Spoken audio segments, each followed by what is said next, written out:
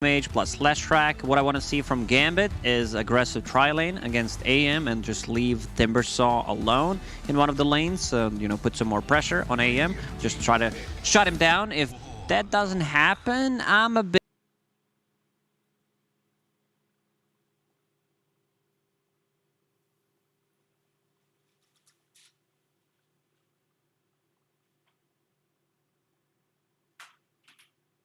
Ten seconds remaining. 5 seconds remaining.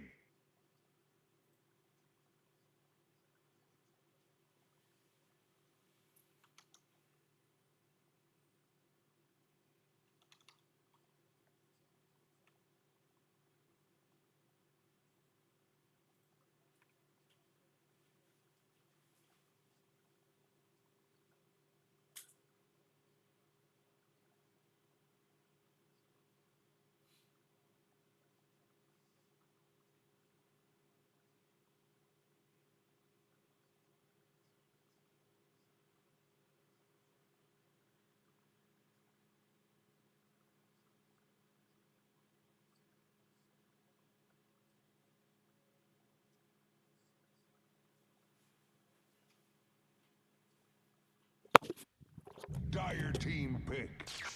Storm Spirit.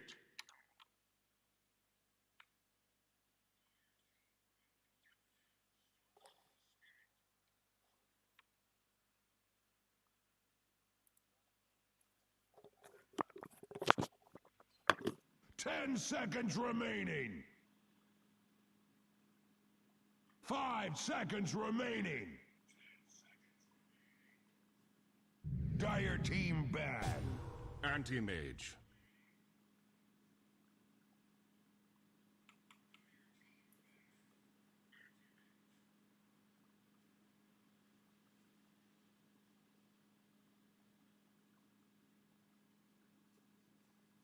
Ten seconds remaining. 5 seconds remaining.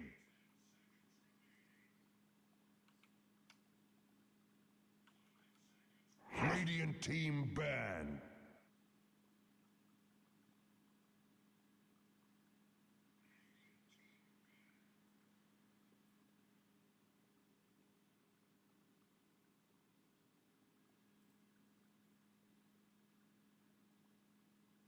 Ten seconds remaining. 5 seconds remaining.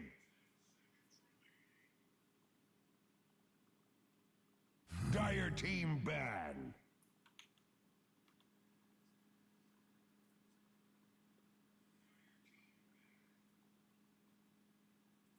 There. Other lanes because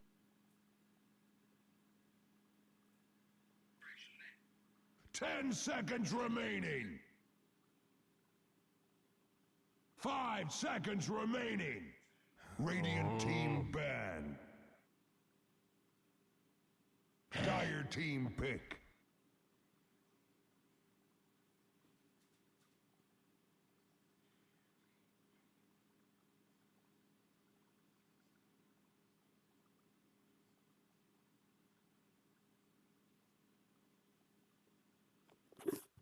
Ten seconds remaining. 5 seconds remaining. getting that momentum from the early laning stage. I see Storm just continuing that race.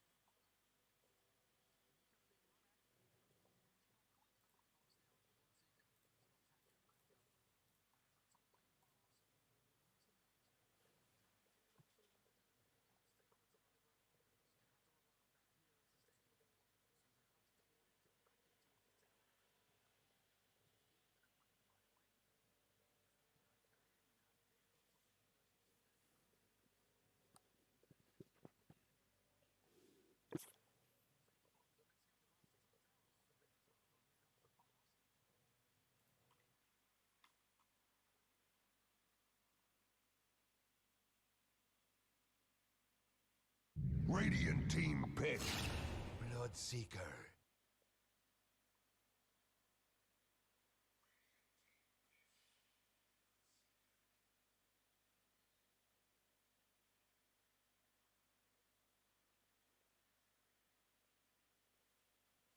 Ten seconds remaining.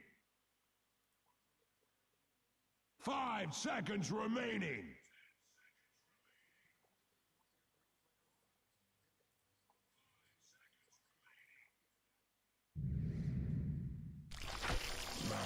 Choose your hero.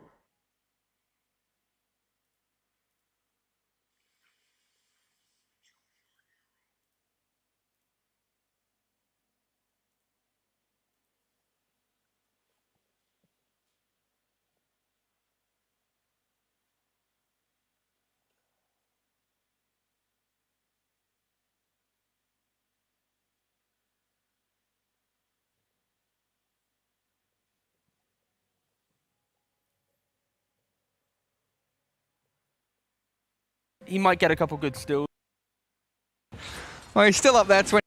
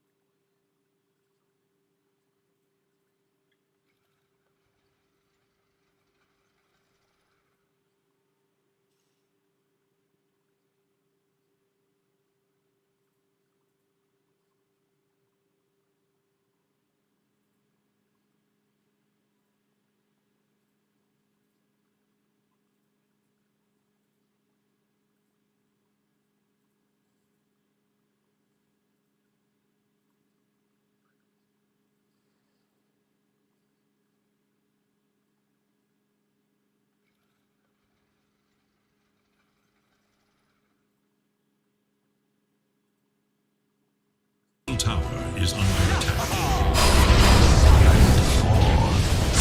I'm over here. First blood is Lyngholt for Radiant's middle tower. Unbelievable what we're seeing! What just happened? Dire's top tower is under Pick a bottle, Fairy Fire, not even used. Like, he's not respecting the damage coming out from lizZard. Well, lizZard is one of the heroes that got insane buffs over the couple of patches where his alt AoE is 500. It's like attacking people pretty much, so you can run them down. Before, I believe it was. Unbelievable what we're seeing! What just happened?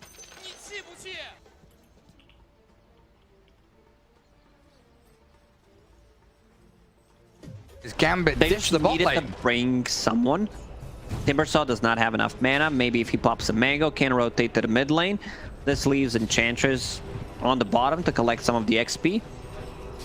And now Dream's got that long walk back down towards bottom lane. Well, at least he's got the phase boots, so he will wobble himself down back to that tier 1 area.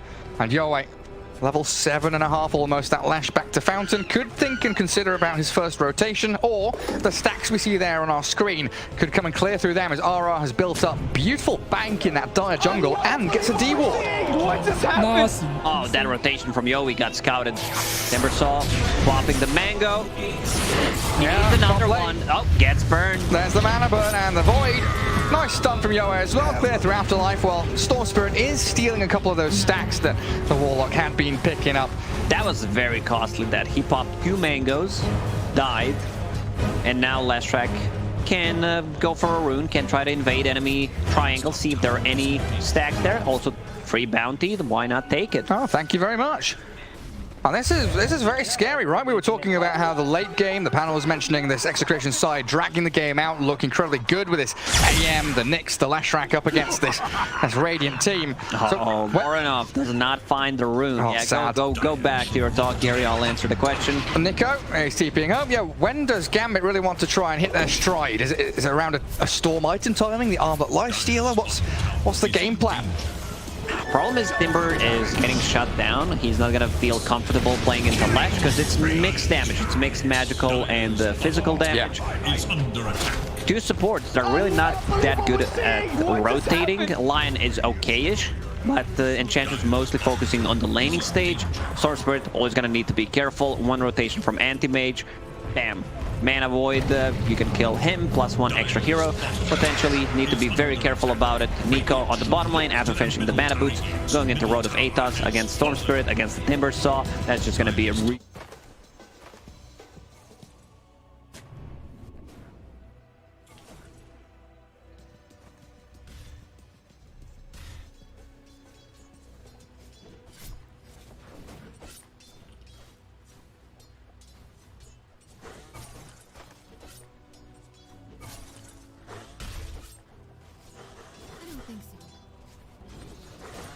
I can't believe what we're seeing! What just happened? Stop jungling, let's push.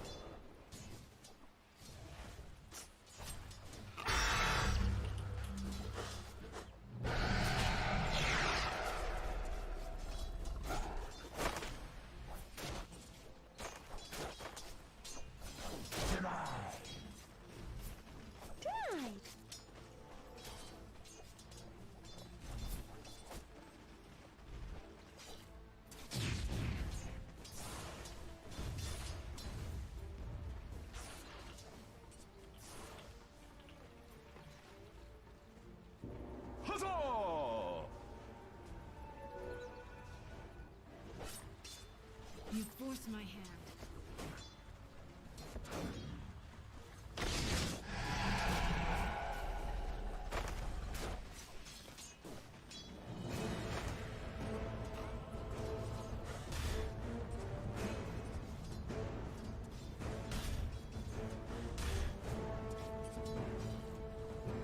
Radiant's top tower is under attack.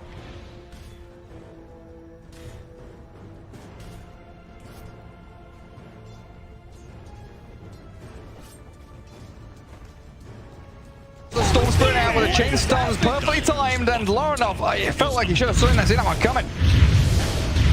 He faked Warlock ulti just to show that they're not there, we're not trying to kill you. And they actually do it.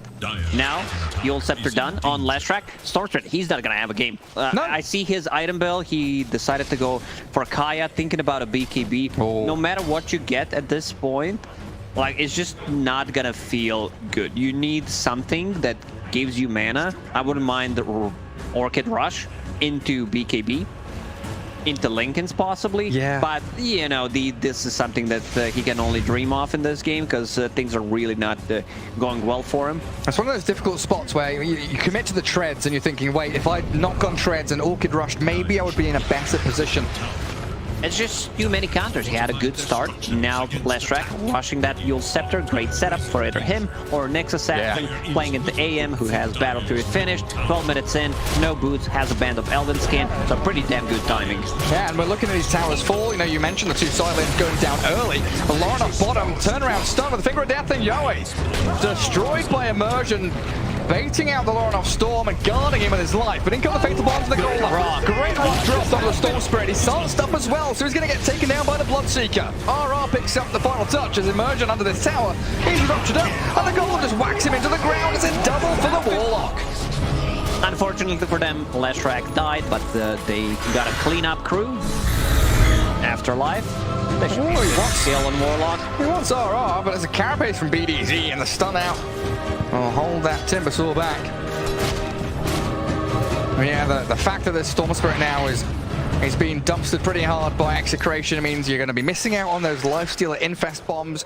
Timber Saw didn't have a terrific start to his game, so he's not applying that same amount of pressure out on the map as a target for them to go on. And AM, he's freely farming. Execration draft is well-rounded. They have good early game, they have counters to the enemy heroes. You're never gonna feel comfortable against Rupture. As a Lifestealer, as a Timber Saw, you have this mixed damage coming up from land. Oh no. See ya. BZZ shredded. Half a second. BZZ. Second kill still. It's not like I'm counting, but you know, this is the second one that I noticed. Well, what's his item going to be then? If he's grabbed up a couple of kills, what's he buying on that next assassin? I see a Yule Scepter queued up. Already has that staff. I also wouldn't mind seeing a Force Staff, just to be able to push people out of the trouble. You get the value out of it, especially against the lifestealer. Storm Spirit jump. Kaya done on Storm. Going into BKB definitely needs a defensive item. Like sure. They don't have the best Roche taking lineup, so he can't get away with that. You know, maybe pick up the Aegis, then go for a different item build. It's just not going to happen this game. It's very much a right here, right now. We need to start transitioning ourselves into team fight shape. Infest bomb available if they want to go for it, but I feel like teams and players got better at using Infest. It's not all about that bomb, it's more about the save that you get from the Infest. Oh yeah, using it in a team fight. We saw it in that series where now RTW was jumping into Kuroki's Ancient Apparition to save him from any ganks. Radiant scanning, but it's just on the very edge of Anti-Mage where he was farming, and he's cleared the triangle. So he gets away from immersion, makes sure that there's no jump onto the AM. You have a win condition for Execration. You don't need to go greedy with the items. Leshrac not going Boots of Travel, which I really like. Just wants to be able to fight with the team. Sanj, like Kaya Sanj is okay. So BKB is also okay. I prefer Kaya and Sanj in this situation. But yeah, Boots of Travel would be relatively greedy considering you have AM in the team. So you got that covered. You also have a relatively good scaling hero coming out from the offlane with the Bloodseeker. And you've got to know that the way back into this from Gambit is with those Lifestealer bombs, so if you play as 5, you're not susceptible to being jumped. Group up together and stick and play together around that top tier 1. It should be a simple, systematic maneuver here from Execration, and that's how they've got to play. No need to be rushing around doing anything crazy, just play your heroes, cast your spells, move around the map as a solid unit, and force Gambit to be the ones to react to you.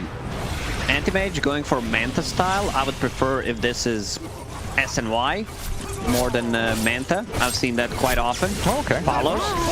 He has nothing to dispel. Make the jump. That's a nice blow up on the next assassin. I guess BZZ. That's BZZ and BDZ, right? They're grabbing all the kills. And Chantress and Nyx getting themselves up on the board.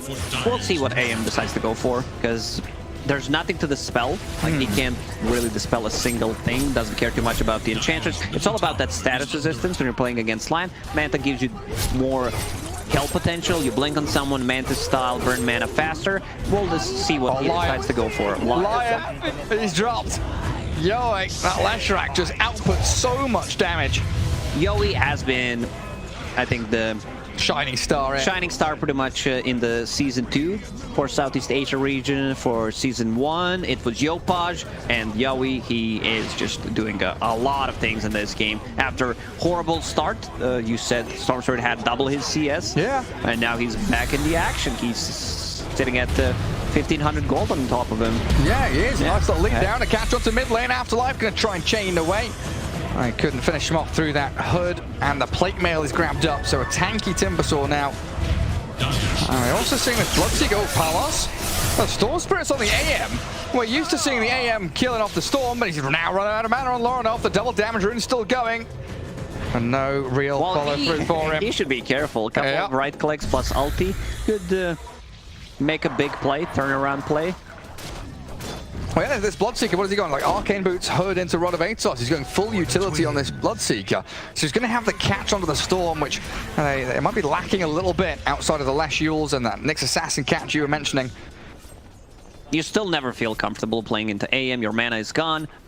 If he doesn't die, can easily just blink in and get the big mana void. Decide to go for the Manta style in the end. I'm a big fan of Warlock, saving 2,000 gold as well. He's got Hand of Midas, Gary. Yeah, it's time. That's what I was wondering, man. I was looking at him thinking, oh, I know this situation all too well. Warlock, one of my favorite heroes. I've been here multiple times. Like Solar, guys, do we need Solar Crest? I don't really want to Solar Crest my anti-mage. I want a Hand of Midas. But what if you get Hand of Midas into Solar Crest? You get it not faster, but then you get like another item. The acceleration is there. I might even be thinking about like Midas into the Aghanim Shard. Get that nice Shadow Word going.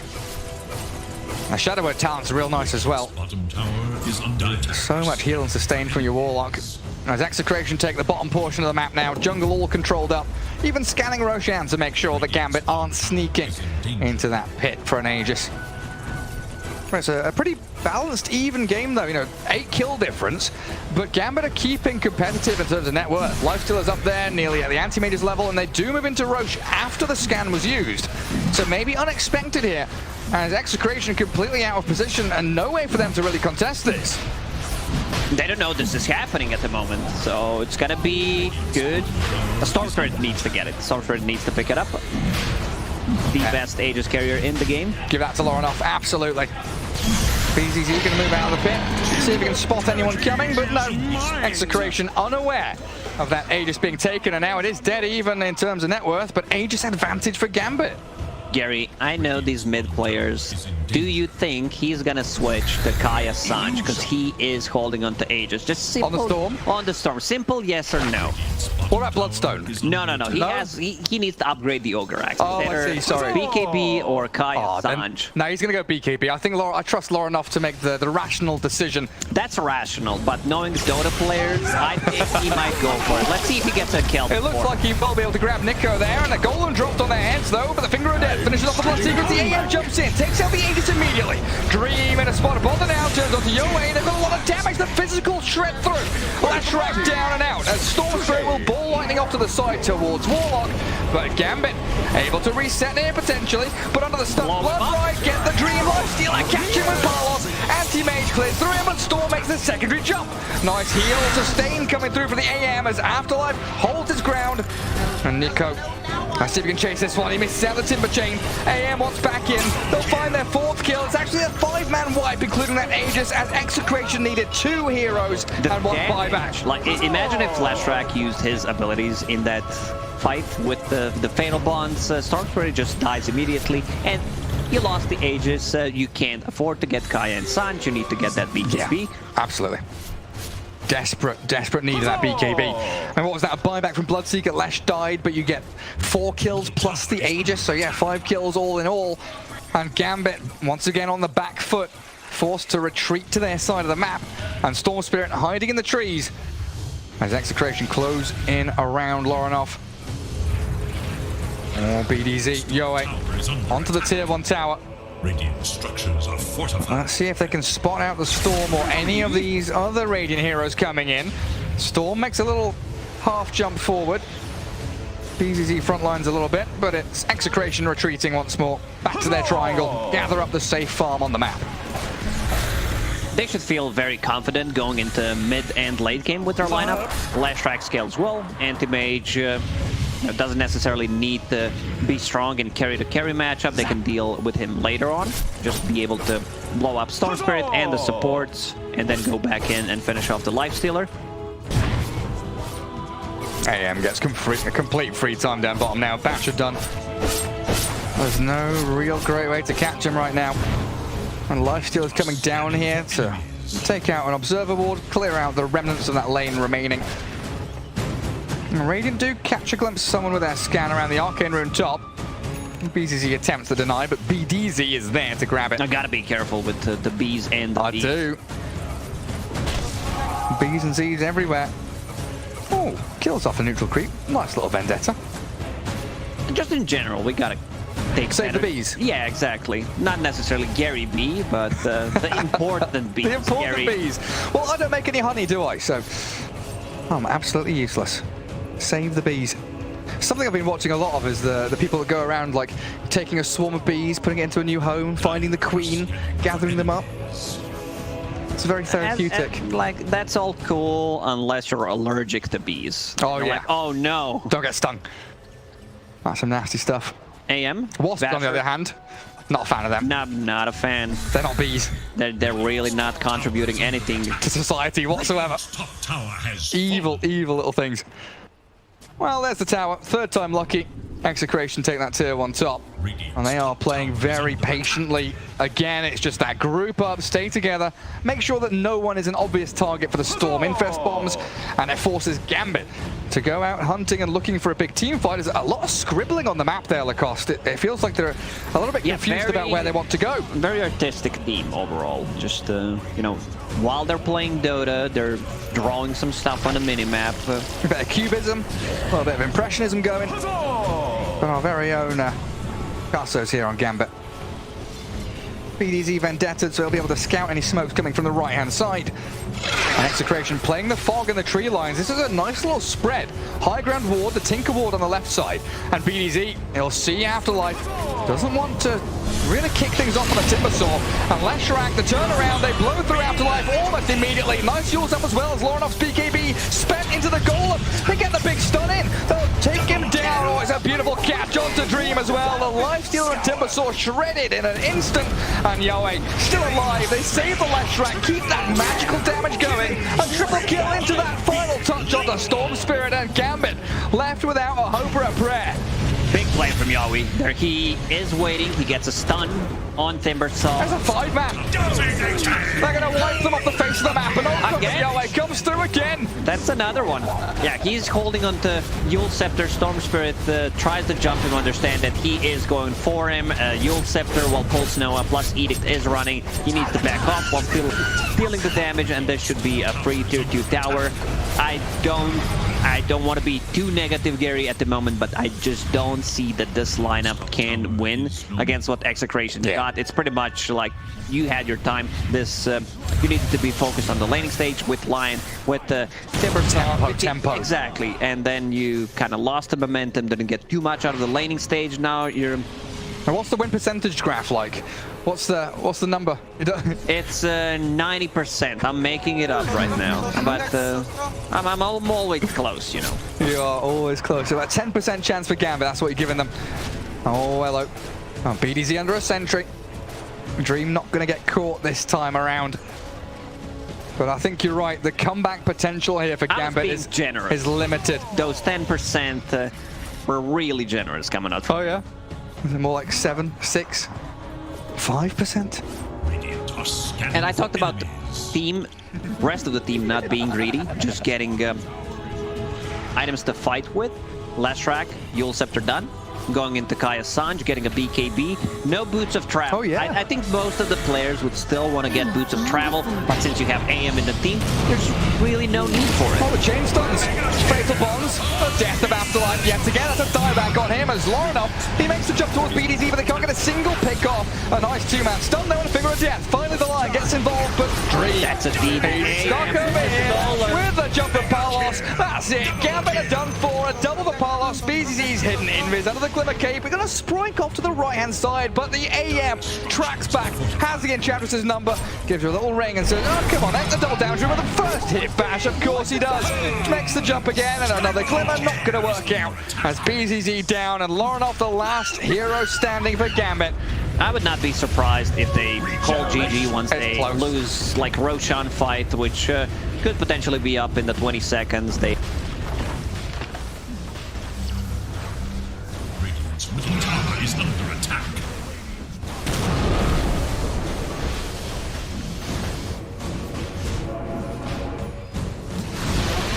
Radiant's middle tower is ruined.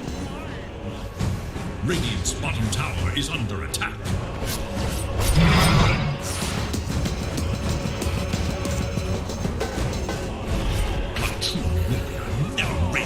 Execration, they've really nailed this one. They've got the last little nail in the coffin. They really got a better draft overall. Like they played the lanes well.